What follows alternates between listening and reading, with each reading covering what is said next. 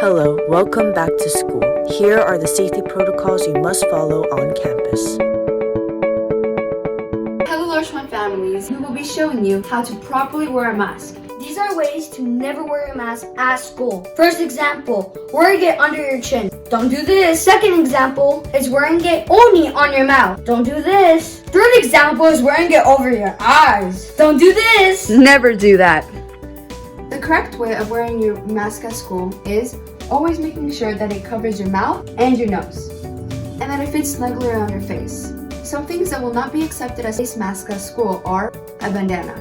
And if you want to wear a cloth face mask, make sure that you wash it on a daily basis, like this one, and that it's at least a minimum of 2 layers. Another thing is that if your mask, as you can see here, is broken or gets dirty at school, Larchmont Charter will provide you with extra ones at the front office. They also encourage you to bring your own mask from home, but make sure that you always bring an extra, just in case anything like this happens. I hope that you follow these rules and you make sure that you always wear your mask properly, so it ensures the safety of your classmates, teachers, and people around you. Have you washed your hands yet today? The practice of washing your hands is required to stop the spread of COVID. Make sure you're washing your hands before and after eating, after coughing or sneezing, after using the restroom, after playing outside, and after any group activities. I know we've all had plenty of practice washing our hands, but to ensure that they're really clean, here are a few songs that you can sing. Number 1, Baby Shark. Number 2, if you're happy and you know it, wash your hands. Hand sanitizing stations are located throughout campus. Disclaimer, if you're under the age of 9, you must have adult supervision.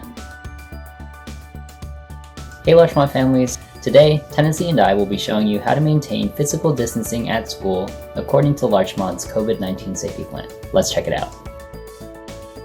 Floor markers indicating a distance of 6 feet have been placed in specific areas like the office, bathrooms, and water fountains in order to help us maintain responsible physical distancing. The first thing to note is that a minimum of 6 feet should be maintained between all people at all times. If it's possible to be a greater distance than 6 feet from somebody else, that's even better.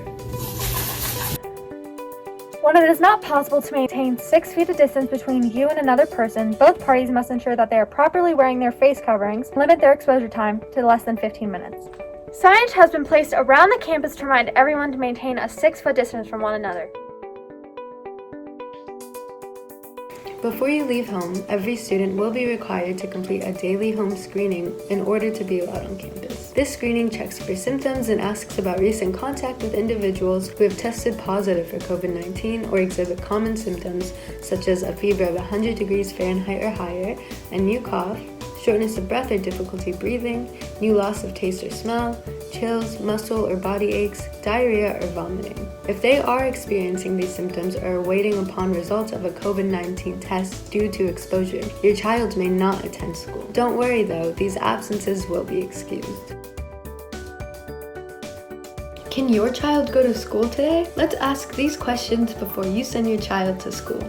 Is anyone at your child's home positive or suspected of having COVID-19? If the answer is yes, stay home, inform the school, and call your child's doctor. If not, does your child have any symptoms or mild illnesses? Some examples include difficulty breathing, vomiting, or a cough. The answer is yes. Stay home, inform the school, call your child's doctor, and get COVID tested.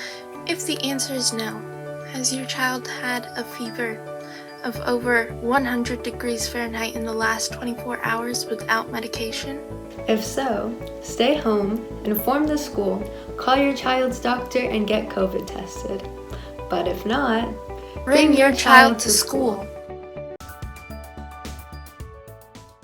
We'll be going over protocols for isolation rooms and what happens if you find yourself becoming ill at school. For isolation rooms, your campus will have a designated room for students who find themselves ill at school. Please be aware that staff attending students in these isolation rooms will be wearing medical grade protective gear such as masks and gloves to ensure the highest amount of safety. Students who are presenting COVID-19 symptoms throughout the school day will be sent to an isolation area. Additionally, office staff will contact the student's parent or guardian to pick up their student within the hour that symptoms are displayed. As you might be asking yourself, What happens if I become ill at school? Throughout the day, please make sure to be self-monitoring yourself for symptoms or signs of illness, whether you're a student or a staff member. Therefore, if you're a student who presents one or more symptoms, you'll be sent to the isolation room. Parents should have their students tested and results should be shared with the school once they come out. Finally, Larchmont's priority is keeping you, students and staff, safe. On behalf of Larchmont and myself, welcome back to in-person class.